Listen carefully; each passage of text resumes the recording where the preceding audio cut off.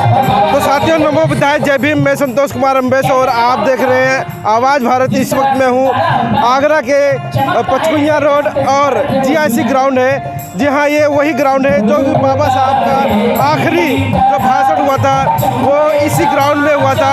और आज मैं दिखा देना चाहता हूँ कि आज 18 मार्च है और धम्मभूमि श्रेष्ठ जीवन के लिए एक आंदोलन के लिए विशाल धम्म कारवां लेकर के पूज्य भिक्खु गौणाशील राहुल जी आज यहाँ पर के इस भूमि पे एक विशाल कारवां को लेकर के आ रहे हैं। हालांकि मैं दिखा देना चाहता हूँ कि ये वो बड़ा हुआ टेंट, ये बहुत विशाल ये पंडाल लगा हुआ है।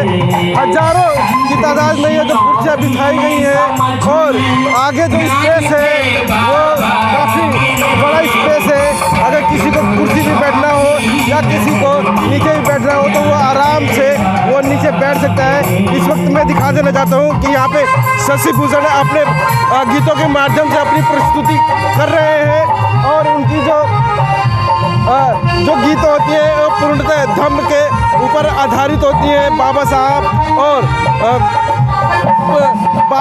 और बहुजन समाज से संबंधित ये जो गीत है लोगों को काफ़ी मोटिवेशन करता है। जैसा कि मैं दिखा देना चाहता हूँ कि अभी ये शुरुआत का दौर है। लगभग अभी से कुछ ही क्षणों में यहाँ पे एक विशाल कारवां जो कि जितने भी आगरा के वासी हैं और आसपास के जिलों के जो वासी हैं, जितने भी बुद्धिजीवी हैं, उस कारवां में शामिल होंगे और कुछ भिक्खु के साथ में भिक्खु गौणाशील जी के साथ में वो उनके साथ में आएंगे और ये पूरा ग्राउंड अभी से कुछ ही क्षणों में खचाखच भरने वाला है।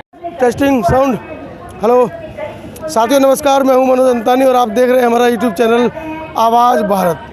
आज आवाज़ भारत की टीम पहुंची है आगरा, जहां पर बाबा साहब ने 18 मार्च 1956 को आगरा के इसी GIC ग्राउंड में एक ऐतिहासिक भाषण दिया था, जिस भाषण ने लाखों करोड़ों बहुजनों की ज़िंदगी को बदला है।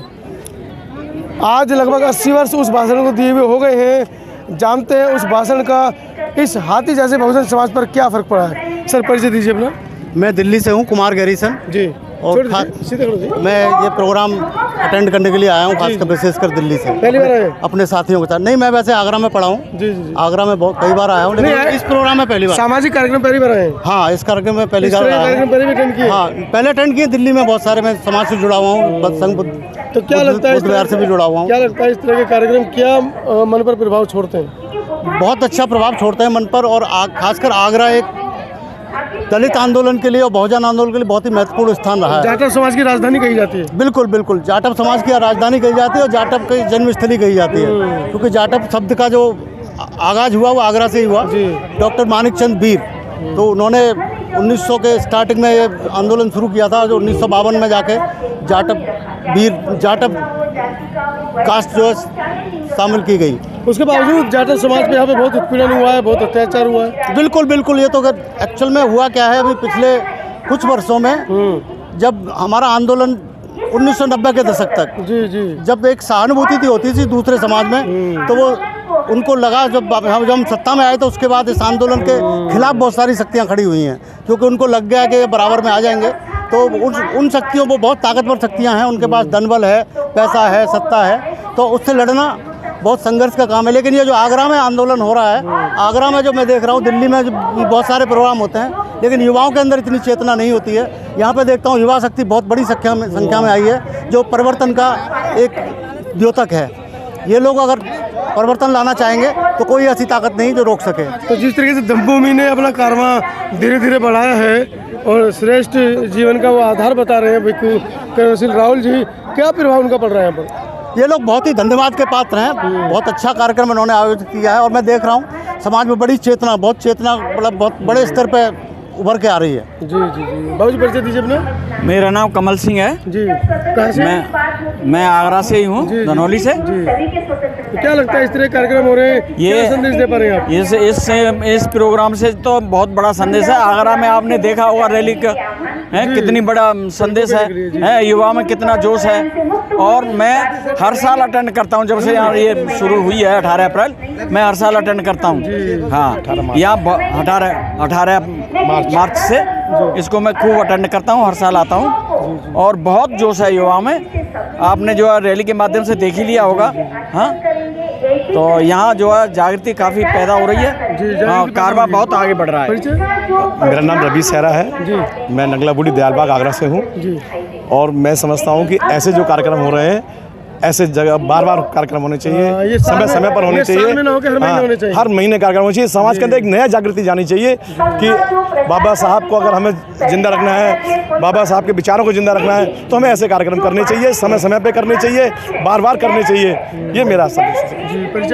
सर, मेरा नाम ओम प्रकाश है, मैं दिल्ली से आया हूँ और इस प्रोग्राम के लिए अटेंड करने आया। तो क्या लगा इतनी भीड़ देखकर, ये भीड़ जो इधर उधर घूम रही है, बाबा साहब का नाम ले रही है? मैं इस जो धम्म भूमि जो ये है उससे मैं काफ़ी समय से जुड़ा हूँ। और इनका जो बनते करुणाशील बनते जी हैं, उनका शाम को एक 8 से 9 का एक प्रोग्राम आता है, हाँ, जूम मीटिंग में। मैं काफ़ी टाइम से उससे जुड़ा हूँ और उसी से प्रभावित होकर मैं यहाँ पे आया हूँ। और दूसरी बात, हम खुद भी हमने एक हमारा जो है बुद्ध विहार है, उसको हम चलाते हैं, लोगों को जागृत करते हैं, थोड़ा शिक्षा देते हैं। लेकिन जो करुणाशील बनते जी ने जो एक आंदोलन चलाया है, इससे जो है हमारे समाज को जागृति आएगी, चेतना आएगी और आगे बढ़ेंगे। तो जागृति आएगी, चेतना आएगी ऐसे कार्यक्रमों से। क्या लग रहा है, मंचों पर कहा जाता है बाबा साहब का कारवां पीछे जा रहा है, लोग जुड़ नहीं रहे, लेकिन यहाँ देख रहे तो लाखों लोग जुड़े हुए। ये बाबा, मैं Haribabu Bauddh, the Buddhist society of India प्रदेश उपाध्यक्ष जी। ये बाबा साहब का सपना था। बाबा साहब चाहते थे कि भारत में बौद्ध हो, तो इस सपने को लोग साकार करने में जुटे हुए हैं। किसी तरह से ये सपना साकार हो, तो पूरे भारत के लोग भिन्न भिन्न जगहों से, विदेशों से भी यहाँ पधारे हुए हैं और सारी बाबा साहब के सपनों को साकार करने के लिए लगे हुए हैं। यही मैं कहना चाहता हूँ। तो साथ ही तमाम साथियों का एक ही कहना है, इन तमाम साथियों का, कि बाबा साहब का सपना पूरा करने के लिए हम तन मन धन से लगे हैं। लेकिन क्या है बाबा साहब का सपना, क्या चाहते थे बाबा साहब, ये गूढ़ है। बहुत से लोग कहते हैं बाबा तेरा मिशन है अधूरा, हम सब मिलकर करेंगे पूरा। लेकिन बाबा साहब का मिशन क्या है वो हम समझने की कोशिश करें। क्या है बाबा साहब का मिशन? मैं उदय सिंह एडवोकेट जी। आज 18 मार्च है। आज के दिन बाबा साहब यहाँ आगरा में आए हुए थे और उन्होंने यहाँ चक्की पाट पर बिजली घर में भगवान बुद्ध की मूर्ति। बाबा साहब का मिशन क्या है, मूर्ति लगाना है क्या? नहीं जी, क्या मिशन? सब मूर्ति लगाना नहीं है। बाबा साहब का जो विचारधारा है, उस विचारधारा को इस धम्म कारवां की तरह से हम तो वही मैं चाहते थे कि ये जो हमारा हाथी जैसा समाज है, ये इस देश की गद्दी पर राज करे, हुक्मरान बने और अपने हक अधिकार अपनी कलम से लिखे। मैं चाहता हूँ कि बाबा साहब का जो मिशन है, आप जो बोल रहे हैं वो नहीं है, ऐसी बात नहीं है। बाबा साहब का जो मिशन था, हम यहाँ के मूल निवासी हैं, हम यहाँ के शासक हैं। मूल निवासी शब्द तो बाबा साहब ने अपने कहीं लिटरेचर में नहीं दिया है। नहीं, मूल निवासी कहीं नहीं दिया है। हम यहाँ के शासक। उन्होंने दलित शब्द का इस्तेमाल किया है। दलित शब्द भी सर हमको उन्होंने गांधी ने दिया हुआ है। बाबा साहब ने बाबा साहब ने दलित शब्द का प्रयोग किया है, मूल निवासी नहीं किया है। नहीं, दलित शब्द का किया है। लेकिन मैं आपको बताना चाह रहा हूँ कि हम यहाँ के जो निवासी हैं, जो आर्य समाज के लोग जो हमारे ऊपर राज कर रहे हैं, बाबा साहब ने एक समानता का रूप देना चाहा कि आप यहाँ के रहने वाले हो, आपको यहाँ राज करना है, गुलामी नहीं करनी है। जो लोगों ने हमें गुलाम बना रखा है, तो मैंने भी कही बाबा साहब चाहते थे राज करें, बस यही छोटा सा फार्मूला है। जी जी, हम राज करेंगे, शासक हैं, हम राज करेंगे तो लोकसभा और राज्यसभा हमारी होगी, हमारे अधिकार बनेंगे। मैं अपने भाइयों 2024 का बड़ा निर्णायक चुनाव है। मैं अपने भाइयों के साथ साथ मैं अपने भाइयों के साथ साथ समाज के और वो लोग जो वर्ग हैं, पिछड़ी जाति के वर्ग के लोग हैं, उनको मैं कहना चाहता हूँ कि आप अपने अंदर जागृति पर जगाएं और जो हम यहाँ के शासक हैं, हमारा, हाँ, आप यहाँ पर शासक बनिए, आप गुलामी ना करें। जो गुलामों की राजनीति करना चाहते हैं वो अपनी गुलामी छोड़ें और शासक बनने का प्रयास करें। चलिए, शासक बने। 2024 का बड़ा निर्णायक चुनाव होने वाला है। क्या आपको लगता है 2024 में राजनीतिक सत्ता बहुजनों के हाथे में चढ़ेगी या नहीं चढ़ेगी? लोग कह रहे हैं बहुजन समाज की जो नेता हैं उन्हें प्रधानमंत्री बनाएंगे, लेकिन पिछले कुछ वर्षों में जिस तरीके से ग्राफ घटा है क्या आपका कहना है, क्या आपका वक्तव्य है, कमेंट सेक्शन में ज़रूर लिखें। मैं हूं मनोज अंतानी, आवाज़ भारत के लिए। आज आगरा की इस पवित्र भूमि से, JIC ग्राउंड से, जिस भूमि पर स्वयं हमारे परम पूज्य बाबा साहब डॉक्टर अम्बेडकर, उनके आंसू इस ज़मीन पर गिरे थे और उन्होंने रोते हुए ये कहा था कि मेरा समाज कब अपने हक अधिकार के बारे में सोचेगा। धन्यवाद।